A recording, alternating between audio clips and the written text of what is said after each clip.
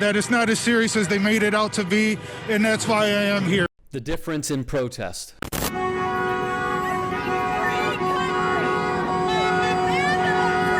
And polar opposite responses.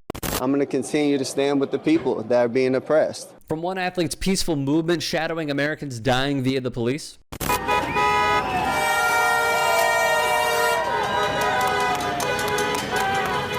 to an armed militia. People are going to die. They're dying no matter what. And Trump supporters justifying death. I believe the most precious gift God gives us is life. All human life is precious. When their party's elected leader said this. The present day may be Colin Kaepernick. You cannot have people disrespecting our national anthem, our flag. He's un-American and he doesn't deserve to be in our country. All lives matter. But the response from white America remains undefeated. Often they were accused by the Army and the Air Force of fighting their own private war. In 1967, one man took a stand against the Americans' intervention into Vietnam. Muhammad Ali, at age 25, was drafted into the war. My conscience won't let me go shoot my brother or some darker people or some poor, hungry people in the mud for big, powerful America and shoot them for what? He was vilified. I'm saying you talking about me about some draft, and all of you white boys are breaking your neck to get to Switzerland and Canada. You won't even stand up for me in America for my religious beliefs, and you want me to go somewhere and fight, but you won't even stand up for me here at home. Stripped of his titles and boxing license, sentenced to 5 years in prison, Ali was deemed unpatriotic. President Johnson supported Ali enlisting, and when he refused, an all-white Texas jury convicted him of felony refusal to be drafted in June 1967.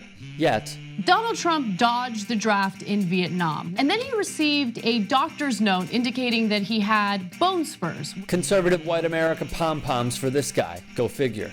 1968, the Mexico Olympic Games saw Tommy Smith and John Carlos protest the racial injustices minorities face in America. White America had its say once again, including famed broadcaster Brent Musburger. Smith and Carlos looked like a couple of black-skinned stormtroopers. It's destined to go down as the most unsubtle demonstration in the history of protest. A.V. Brundage, the president of the USOC and later IOC, a man who fought to have the U.S. participate in the 36 Olympic Games in Berlin as Hitler's coming out party, the man who argued politics has no place in sport, a man who attracted American Nazi sympathizers, ordered Smith and Carlos out of Mexico City, stripping them of their medals. Large quantities of hate mail being sent to Brundage about Smith and Carlos echoed the nationalism we see today with MAGAs and Colin Kaepernick. In 1969, the Black 14 of Wyoming proposed wearing black armbands in their home game against BYU to protest the Mormon Church forbidding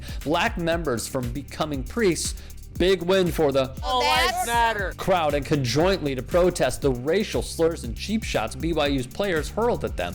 White America's response? We know that demonstrations also can break down the unity of a ball club. From the head coach. Fans displayed armbands of their own to show support for Coach Eaton. To his loyal fans. If you want to carry on this kind of action, then you can go to the Morgan States and the Grambling. A racist leader telling players they are no longer welcome to go find another place. Where have I heard this before? You shouldn't be playing. You shouldn't be there. Maybe you shouldn't be in the country. And it happened. On the eve of the BYU game, the Black 14 were kicked off the team by Coach Eaton. Syracuse's football team of 1973 was subjected to the same abuse. Head coach Ben Schwartzwalder didn't want a black quarterback, nor did he desire too many black players on the field all at once. They lacked proper medical care, as the team physician was an OBGYN and was hesitant to touch black bodies.